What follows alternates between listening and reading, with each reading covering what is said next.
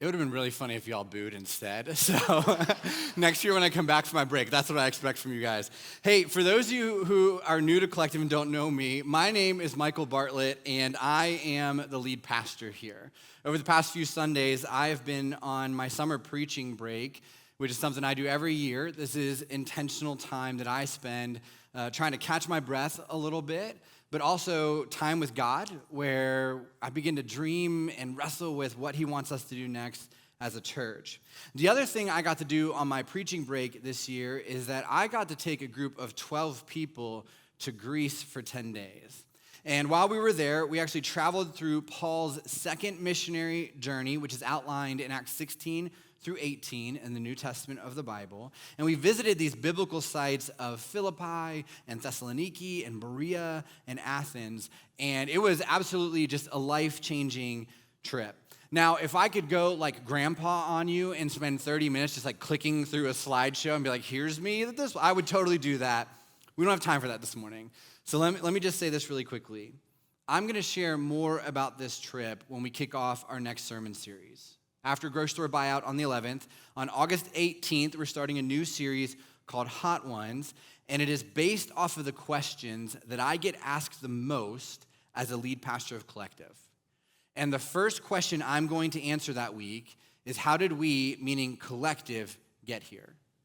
How does the church exist? How does it go from Jesus to Collective Church in Frederick, Maryland? And the cities that we visited in Greece play a huge part in the answer to that question. Now, so for those of you who are just hoping for Greek stories all morning, I'm not going to have them. Just mark your calendar for the 18th as we kick off that series.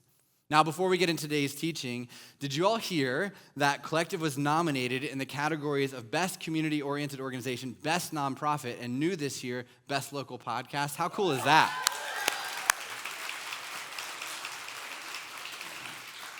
So this is the third year in a row we've been nominated. We actually won Best Community-Oriented Company and Best Nonprofit last year. But let's go back to back, right? Because that's cooler. Like, even the Ravens win one Super Bowl every once in a while, but you got to win two to be good. So make sure. So here's the deal. You can vote every day from now until August 9th. You can vote for all three categories every single day. We were told last year that you can't make other email addresses to vote, so maybe don't do that, or consider it. Just use a VPN or something like that. The easiest way to do this, right, we set you up for this, is to download the Church Center app. If you don't have the app, go into the App Store, download Church Center, pick Collective Church as your church home, and then click on Coming Up, and at the very top, there are links for you to vote. You can vote every day until the 9th. That'll get us into the second round, and then hopefully we take this thing home. So you know what? If you want to do that right now, just do it. Just ignore the next few minutes. Vote for us. We want to win this thing and hopefully get into the next round. So for the past few weeks, we've been in this series called No Names. And as we were prepping for this series, one of our guest speakers actually called me, and he was like, hey, are we the No Names? Like, is that about us? No, that would be completely messed up. Really what this series has been about is that there are people in the Bible whose names we don't know, but who still experience God in amazing ways. You see, when reading the Bible, we have this tendency to only think about the main characters. Right? We seek out the famous people, the people who we name churches after, or our kids after, or cities after. But the series is all about everybody else. Right? What can we learn from them? What can we learn from the no-names? And today I want to wrap up this series by talking about a story that's just full of no names. It's called the parable of the lost son. This is a story that Jesus told when he was asked the question, why do you care so much about lost and broken people? He shared three different stories, and the third one starts in Luke 15, verse 11, when Jesus said this. He said, a man had two sons. The younger son told his father, I want my share of your estate now before you die. So his father agreed to divide his wealth between his sons.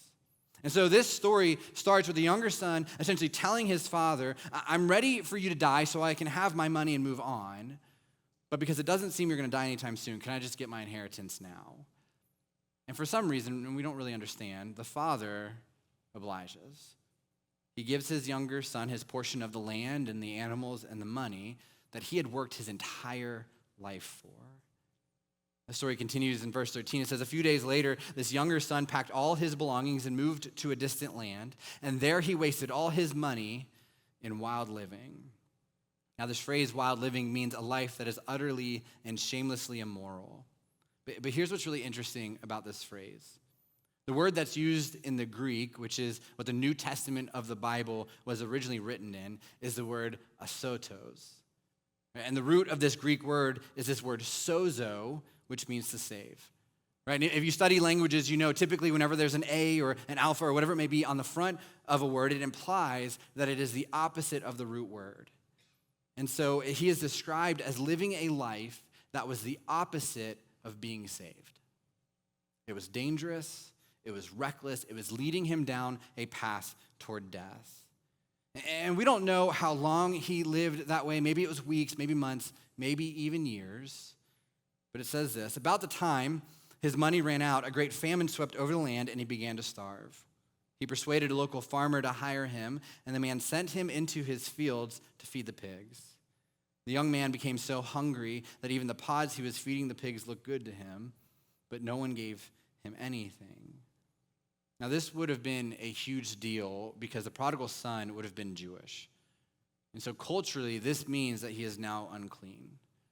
And so he was living a life that was unsaved and unclean. It's just total depravity. And it gets so bad that he actually begins to envy the pigs, to look at them eating the food saying, I wish my life was like that because the way I'm living right now doesn't make sense. And Jesus says that it was in this moment something clicked. Verse 17, when he finally came to his senses, he said to himself, at home, even the hired servants have food enough to spare, and here I am dying of hunger. And so he's sitting in the muck and mud of this pig pen, a place that he put himself because of his own decisions. And he begins to think about home. Right? I can just imagine him running through all the scenarios in his mind. Right? He thinks, I could keep working on this pig farm, slowly starving to death. I can head to another new place. I can try to find a new job, a new career, a new life. Maybe he wrestled with contacting his older brother because his brother still had all the inheritance and the money that could bail him out. But then he thinks, I can go back home and I can ask my father for a second chance. He probably won't want me back as a son because of everything I've done, but maybe he'll take me on as a servant. And so that's what he decides to do. And as he begins his long walk home, he starts working on what he's going to say. He says, I'll go home to my father and say, Father, I've sinned against both heaven and you, and I am no longer worthy of being called your son. Please take me on as a hired servant. So he returned home to his father. And while he was still a long way off, his father saw him coming. Now, when I picture this moment in my mind, it is this old country home with a wraparound porch that overlooks like this huge farm. Right? And in my mind, there's this long dirt driveway that stretches as far as the eye can see. And every night, this father sits on a rocking chair, staring off into the distance, hoping and praying that one day he will get to see his son again. And I imagine that for the first few weeks or maybe months, his other son joined him. Maybe his wife would sit with him. But then they started showing up less and less. But every night, the father waited. Now, that is a very modern way of imagining this story. So let me paint a picture for us that would have been a little bit more accurate. During this time, there weren't suburbs or neighborhoods. There were just these small cities that were surrounded by outer walls. And inside of these walls, there would be homes and marketplaces and synagogues, everything the people would need. And inside of these communities, there'd be these gates, and it would be essentially one way in and one way out. And so this story isn't about a son walking a long dirt road up to his father's house after living recklessly. It's about a son walking through the community gates. And what this means is that everyone would have known that the prodigal son was returning home. On top of that, during that time, if a son had betrayed his family and left home, before he could walk back through the community gates, he would be confronted by the leaders or the elders of that city. They would actually stop him from entering. They'd put him on a very public trial, and they would decide whether he was forgiven or whether he was cut off. And if they decided he was cut off, they would be holding this clay pot. They would throw it down at his feet, smashing it on the ground in order to say, you are not forgiven. You are now banned from our community and cut off from your family forever. And so if the son got to this trial, he would have this chance to plead his case, which is probably why he'd been rehearsing that speech. I've sinned against both heaven and my Father. I'm no longer worthy of being called your son. Please take me on as a servant. On top of that, though, his mother would actually be allowed to be at the trial. She'd be allowed to plead for mercy for her boy, but the father wouldn't be allowed to attend. And the reason his father wasn't allowed to attend was because in this culture, a father's blessing superseded community decisions. A father's forgiveness would overrule the elders. And so if these trials happened, the father was required to remain in the house to ensure a fair trial for the prodigal sons who returned home.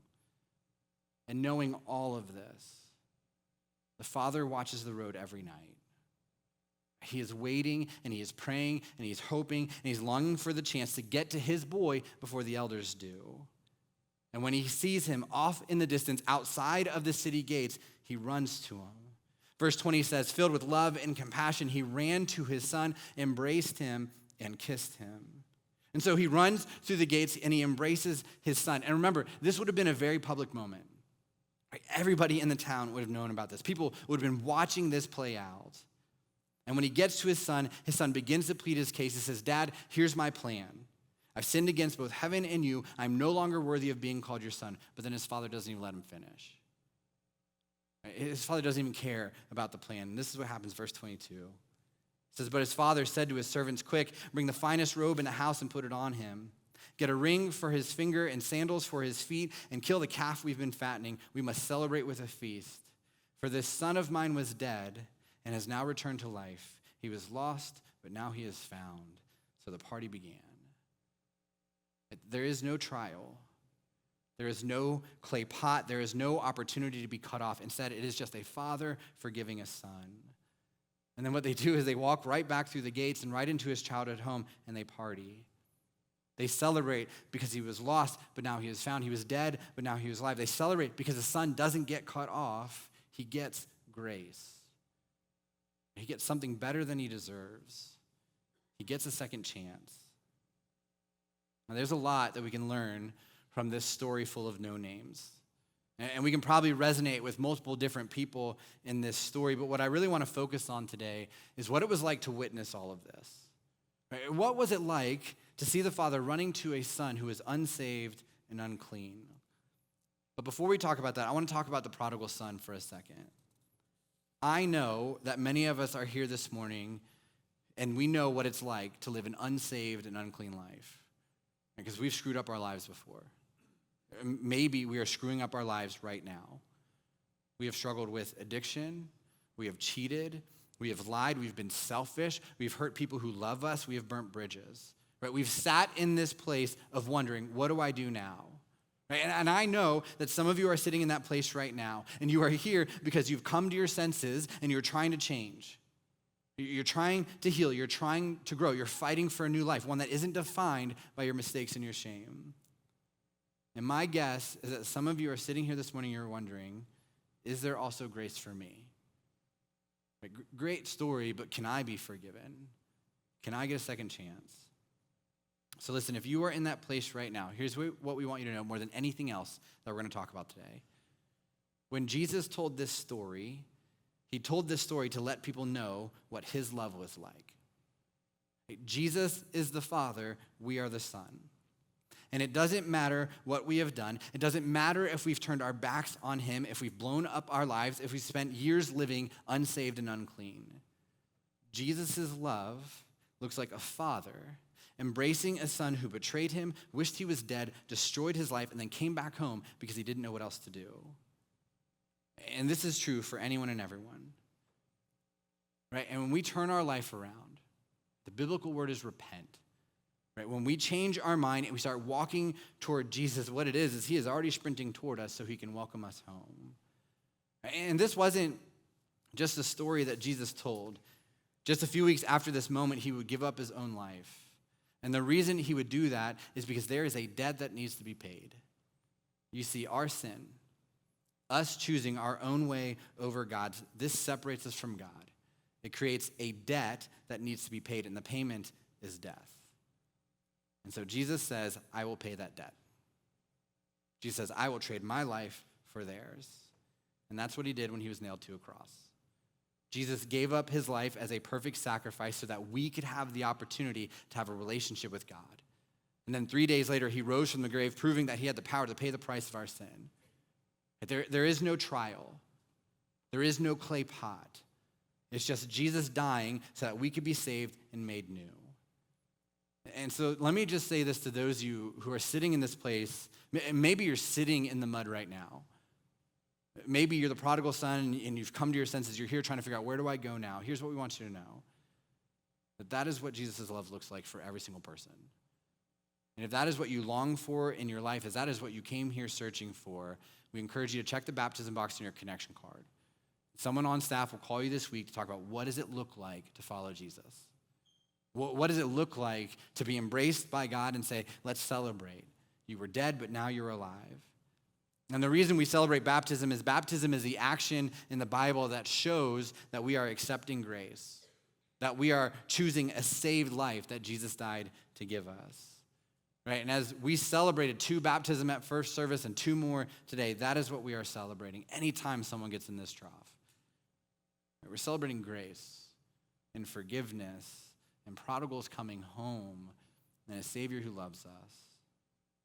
Let me switch gears. Let's talk about the community for a second. What do you think the people were thinking when they saw this father run to his son? Right? Knowing that the son had taken half of the inheritance and spent it on wild living, knowing that the father was choosing to eliminate the trial, what do you think the community was thinking? Now, my guess is that there were some cynical people in the crowd who were thinking, fathers don't run. Right? How undignified, how embarrassing. And I'm sure there are people in the crowd thinking that the son doesn't deserve a second chance. After everything he did, he doesn't deserve forgiveness. He should be cut off. He shouldn't be let back into our community. And I'm sure there are people thinking those things because there were cynical people 2,000 years ago, just like there are cynical people today. But here's what I think the majority of that community would be thinking. I wish I had a father who loved me like that.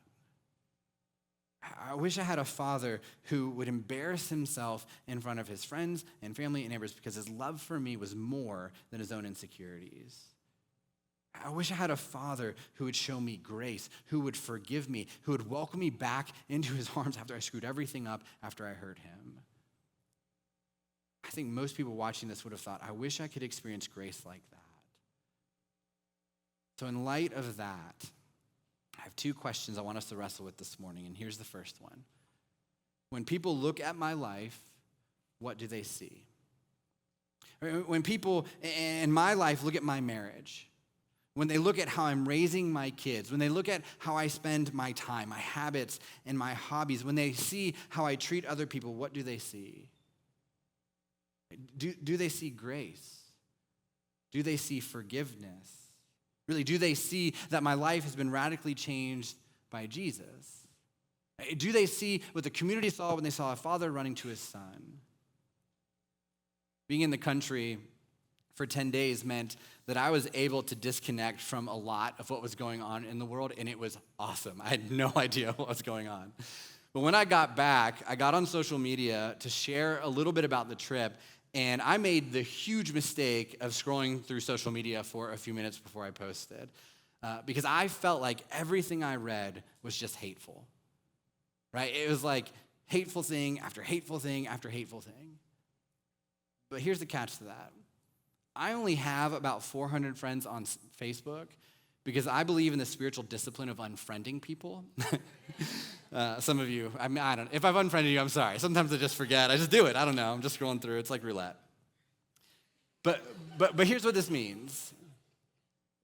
Most of the people that I'm connected to on social media go to this church. And all I was seeing was hateful things. And yes, I'm calling you out. Right? You had 4 weeks of guest speakers, and they were so nice to you, but I'm back, okay? You can boo now if you want, whatever. But I'm reading, as people who say they love Jesus, they're sharing a Bible verse about the hope of Jesus, and then they're trashing people in the next post about their politics. On both sides, right? It's just equal opportunity trashing. Right? And I'm seeing people who are posting and sharing about how pumped they are to be the hands and feet of Jesus at Fort Frederick Week, and then they're trashing other Christians that they disagree with about current events. Right? When people look at my life, all of it, what do they see? Do they see faith in Jesus? Do they see grace? Do they see that I'm the type of person who would sprint toward their son and embrace them even after they had made terrible decisions? Do they see that I myself am a prodigal? That my life has been radically changed and when someone ran to me and embraced me and gave me new life? Do they see the impact of Jesus in my life? What do they see? Now here's the second question. And this is the one I really want us to wrestle with in light of Fort Frederick Week coming up. When people look at Collective, what do they see? For people who are on the outside looking in, right, they're checking this place out, they're window shopping, what do they see? Because really, I think it should be two things. They should see prodigals who are coming home, and they should see fathers who are embracing them, right? They shouldn't see a bunch of religious elites saying, I wouldn't do that if I were you. They shouldn't see a bunch of Christians acting all high and mighty saying they need to prove that they can change before they can be a part of this community. They shouldn't see a church saying they're too sinful to be forgiven, or they're too broken, or they're too messy. Some of you grew up in those churches. But if we're being really honest, some of us have said those things before. So when people look at Collective, do they see people who are being real about their brokenness and what God is doing in their lives? Do they see people whose lives are being and have been changed? Do they see grace? In his book, What's So Amazing About Grace, Philip Yancey shares a story. It's on page 1. And the story is about a sex worker who realized that she could make more money in an hour than she could in a whole day if she sold off her 2-year-old daughter. And in this story, this woman comes to Yancey's friend seeking help, and he asks her, have you ever thought about going to the church for help? And she rolls her eyes and she says, why would I go to church? I already feel bad enough. Yancey goes on to write, grace is Christianity's best gift to the world, but sadly, to a world desperate for this grace, the church sometimes presents one more form of ungrace. And so when people outside of this church look in, what do they see? Do they see real people with real struggles giving real grace? Or putting this as bluntly as I can, are we just another church that gets a group of people together on Sunday mornings to sing songs, listen to some dude preach, and then leave everything we've learned at the door on the way out? Right? I don't know about you, but when people hear about Collective, I want them to think about Jesus. I want them to think that this church doesn't just talk about grace, but is swimming in it. Honestly, that is my hope whenever anybody thinks about the church or Jesus. But when it comes to Collective, I want our community to know that this church is a place where lost and broken people can come home and be made new. And then I want them to think, I want that. I need that. How do I get that in my own life? Right? And this is why we do things like Fort Frederick Week. The Frederick Rescue Mission's mission is to change lives for now and eternity. Because of grocery store buyout and Fort Frederick Week, specifically in the summer months where people are struggling to provide, we never have a problem because churches like Collective and people in the community are pouring into us. So we are just so thankful for that. Participating in the grocery store buyout last year was just really fulfilling. For one, getting to do it with my family is just an awesome thing, especially with my daughter, Nora, bringing her around to shop. But also to be on the giving end. Me personally, being a resident of the Frederick Rescue Mission at one point, I was on the receiving end. So at one point, it was people doing that for me, and now I get to do it for them. The mission of CareNet Frederick is to equip, educate, and empower men and women to make abundant life choices. For diapers, per month, average, we give out 7,496. For packs of wipes, we give out 217. So last year was the first year that we were even involved with Fort Frederick Week and the grocery store buyout. That was our first experience, and it was amazing. We got a lot of new things as far as personal care items, and also we got more wipes than we normally have, and so we were able to give that out to our clients, which they were very grateful for. I actually went in to shop, to be a shopper. It was really neat, and I'd never done anything like that, so we are super excited about it this year. So the mission of the Department of Housing and Human Services is to alleviate the causes and effects of poverty within our community. The grocery store buyout has been really helpful to our food banks. We operate 2 food banks, one at our downtown location on All Saints, and then we also have a food bank at Trinity. We see up to 30 families each day in our food banks. The grocery store buyout, it's at a time where we are running really low on donations that usually starts early spring and goes through the fall. By receiving our donations from the grocery store buyout is very, very helpful for us to be able to serve these families coming in each month. The mission of our organization is to provide transitional living and treatment services for women recovering from substance use disorders and trauma, and we allow them to do so with their children. Collective has had a tremendous impact on our program. Just the consistent loving on this program has really taken it to a whole new level. For Frederick Week and Grocery Store Buyout, we're always super excited for it. It's impacted us because those items that a lot of people don't think to donate are the ones that we get from those 2 really, really cool events. And so we're able to really give back to our mothers and children, and that's what this program's all about.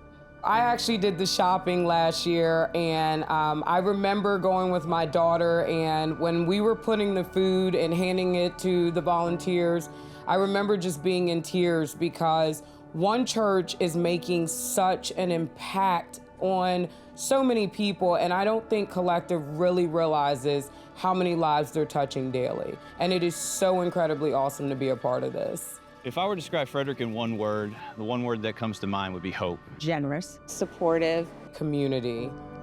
Frederick pours into our organization and into other organizations just tirelessly. Our supporters donate so much to us. Our community has always been right there for us. There are many, many people in need in our county, and what you're doing right now is directly giving back to someone, and what you're really doing is putting God's love into action, and you're giving hope to someone who really needs it right now. You are going to make such an impact. You may not be able to see it, but coming from somebody personally who was on that receiving end and who gets to see it on a daily basis, your impact is going to go so far. People who don't have food are going to be able to eat, and it's just an amazing thing. Collective, this is your chance to be Jesus' hands and feet. This is For Frederick Week. This is for Frederick Week. This is for Frederick Week. Collective, this is for Frederick Week.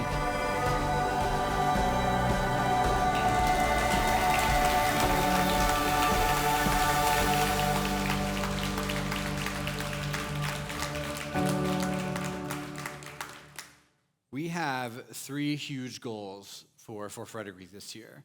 It is 750 hours served during the 21 projects and 20,000 pounds of food and 6,000 hygiene items purchased at the grocery store buyout next Sunday. But here's what these goals really represent. It is 750 plus hours of grace poured out into our community and 26,000 opportunities for people in Frederick to experience the love of Christ. Now, for those of you who are new or maybe you didn't sign up on time, we do have a few project slots that are still open. For those of you who have already signed up for 4 and you're like, I want to do a 5th one, it's not too late. After service, you can head to the black tent and they'll get you hooked up on a project. We have a few slots that are still open. Also, if you can't make it to grocery store buyout next week, maybe you're out of town, but you still want to participate, what you can do is you can buy a Visa gift card or a Wise gift card, and you can drop it off at the building during the week. You can contact Danielle Sexton. She's our Next Steps director, Danielle at mycollective.church. Honestly, you can just tape it to a door, and we'll come and find it. But it's a way that you can participate if you're not going to be here and you're going to kind of miss out on the fun of the event. You can still make a huge impact. And the last thing I have to say about that is this. We know that not every person can afford to buy groceries for themselves, let alone another person, right? The reality is some of you are here because you've benefited from this event in the past. They told you about Collective, and then you showed up. The gift cards that people give us who are out of town, we then hand off to people who can't afford to buy groceries, so you can kind of team up on this. You might not know who the person is, but you kind of work in tandem together. And so if you can't afford to buy the groceries, please still show up at the event. Head over to the tent where you get the list and just tell them, hey, I would like to shop for somebody else, and we'll give you a gift card that somebody left, and you can fill up your cart with that as well. But more than anything, right? As we buy groceries and as we serve and we deal with the weather and we give meals and all of that, we are doing this to let people know what Jesus is all about. Now, I want to finish with this. Right before Jesus was arrested and nailed to the cross, he was with his 12 disciples. And here's one of the last things he said in John 13, verse 35. He says, "Your love for one another will prove to the world that you are my disciples." And so Jesus says, the world, everyone will know that you follow me because of how you love one another. And this is really important. Jesus doesn't say, everyone will know that you follow me because you post Bible verses on social media. Right? Jesus doesn't say, everyone will know that you follow me because you wear Jesus t-shirts or you show up at church sometimes or you pray before you eat your Chick-fil-A. Right? That's not what Jesus says. Jesus says, everyone will know that you are my disciple if you love one another. And we talked about this a few weeks ago. Love isn't a feeling. Love is an action. And so everyone will know, Frederick will know what we are all about, what Collective is all about based on our actions. Right? Based on how generous we are, how we serve other people, how we show up and show out over the next 7 days and really truly beyond. Right? Think about this. What if Jesus tells the story of the lost son and he says, filled with love and compassion, his father took a deep breath and sighed because he just had so much love in his heart? Right? What if Jesus said, filled with love and compassion, he wished his son the best as he went to trial? Right? Filled with love and compassion, the father did nothing. If Jesus said that, would we believe that the father loved this son? Absolutely not. And that is why Jesus says, filled with love and compassion, he ran to his son, embraced him, and kissed him. You know, it is a huge honor as a church to be nominated for multiple best of categories in Frederick because there are some really incredible organizations serving in our city. Right? We get to partner with multiple of them at the events next week. Right? And when we win this year, because we're going to win this year. Come on, guys, we're going to win this year. Right? When we win this year, we will be called the best nonprofit and the best community organization again. But do you know what we should really just be called? The church. Right? Not the best church, although maybe there's an argument for that. But we should simply be called the church. So Collective, let's be the church. Let's live in a way where people see and witness and long for the grace of God. Let's serve in a way where people on the outside looking in think, I want that in my life. I want that peace and I want that purpose. I want that hope. I want that healing. I want that joy. I want that community. Ultimately, the people on the outside looking in say, I want what Jesus gave that person for my life as well. I want that and I need that. How do I get that? And that's why we serve. Let's pray. God, first and foremost, thank you. Thank you for this story and how we get to see that it's okay for prodigals to come home. God, because a lot of us are in that place right now or have been in that place where we've just destroyed everything. God, where we've made these decisions that are about ourselves, where we've hurt other people. We found ourselves in a pig pen looking at a pig saying, your life is better than mine. And this story reminds us that even in that place, it is not too late to get up, to come to our senses, to turn around and head home. God, we don't even have to get all the way before we notice that Jesus is sprinting toward us, ready to embrace us and give us a second chance and give us new life. God, so more than anything, we're thankful for grace. But God, as we wrestle with this story and we kind of think about the community in this story, God, I pray that we recognize that grace isn't just for us. God, that we can be thankful that our life has been changed, but also that our desire should be that other people in our community have their life changed as well. God, there's 250,000 people in our county that need to know that it is okay to come home, that grace and endless second chances are real. So God, as we serve next week, God, as we give up our time and our talents, God, as we spend generously, as we participate in what you are asking us to do, God, we know that we might not ever know the whole story. But God, we pray that lives are changed because of you through our actions. God, that people can look at the way that we love this city and think the only way people could love as well as they do is because of Jesus. And God, our prayer is that when people bump into that and experience that and see that, they long for that themselves, and we can point them in the direction of you, and their life can be changed in ways that only you can change them. God, help us be the church. I love you and pray these things in your name. Amen.